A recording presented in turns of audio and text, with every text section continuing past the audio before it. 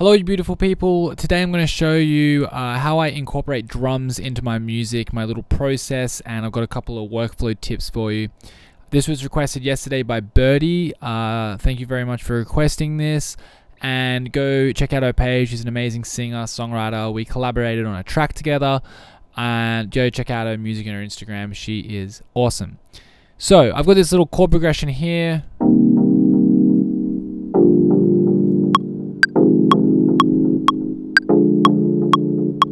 Very simple, just in C minor, a bunch of minor 7 chords and a diminished chord at the end there.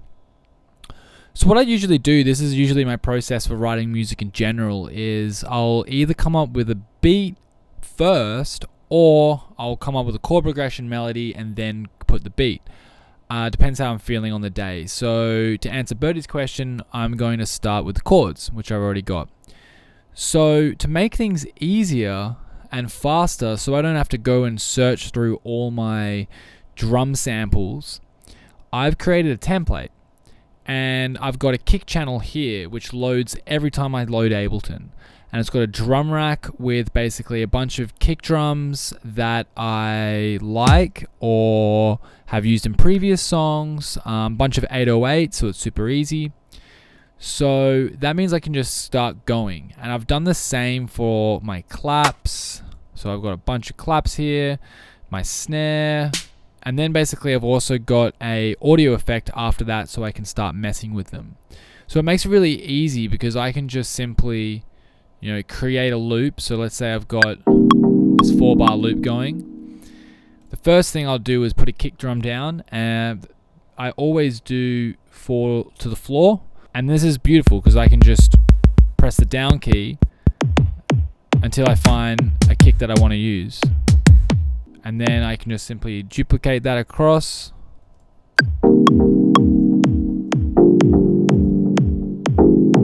Because I've got these audio effects here, it means I can very quickly, cut the lows out of this.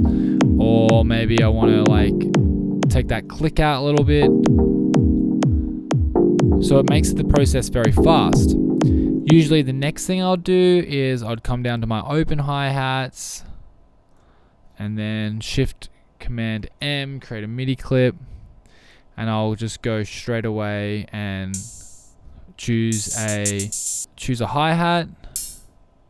Once again, because I've got all of these hi-hats selected and they're in simplers, I can quickly just, mess with the sound until I like it. I can easily transpose it up, transpose it down.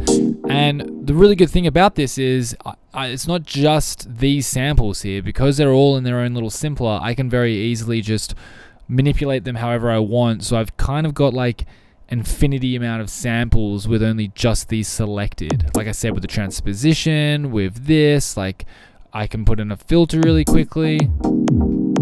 And I'll basically go through and do that until I've got a beat that I like. I usually write electronic dance type music around between 120 BPM to 130 BPM. So usually the drum structure is going to be pretty much the same. But if I do want to experiment, then I can quite easily do this just by, removing a couple of kick drums and blah, blah, blah. I don't have to swap out the percussion.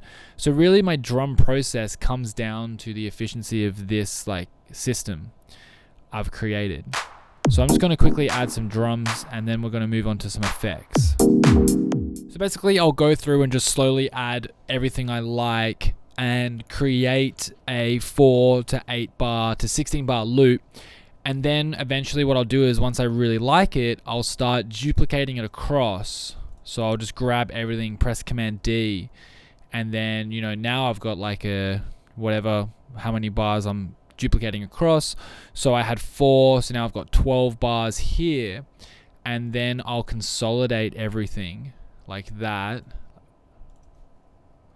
And now everything's consolidated, and then I'll go in and just make little variations. So I'll make the snare drum on this one actually hit here instead of where it was previously, and I'll go in and change the velocity of it. So it's slightly different here and it's slightly different here, just so it's not repetitive the entire time. And I'll do the same with the hats. So I'll make sure that the velocity is not doing it exactly the same over that period, so it's slightly changing. Well, my maths is bad. 4 times 4 is 16, not 12. And then that will give it a bit more life to the drums. And then what I'll also do is I'll add a bit of reverb sand, and I'll just add like extra little percussion elements here and there. Another cool trick is you can actually cut things so they're not repeating on the exact same bar. So here, like this was created with a 4-bar loop, but what I can do here with the toms is I can loop it every 3 bars, and what that's going to do is add these like interesting rhythms that so it doesn't sound super repetitive.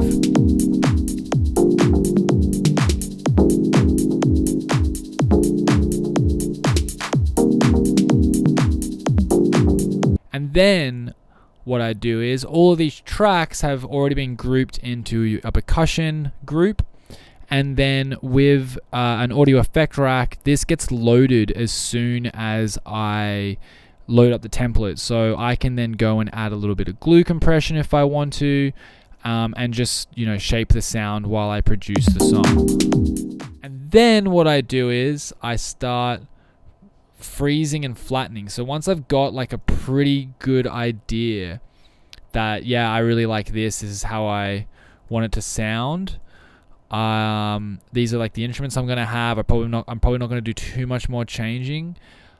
I like to freeze and flatten everything, and the reason why I do this is because it stops you from going back and altering and changing the sound, and it just gets you moving on. Otherwise, it's so easy to go, oh, maybe I won't put it there, maybe I will put it there.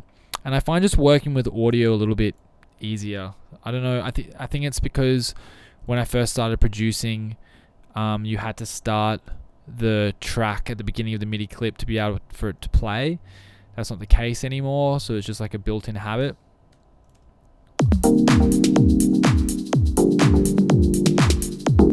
So yeah, that's pretty much my process. I try to come up with a groove really quickly, just get something that's making me move and making me feel that I like kind of like it, and I just try to then move on. I don't try to spend too much time on the drums because I try to then focus more on the melody.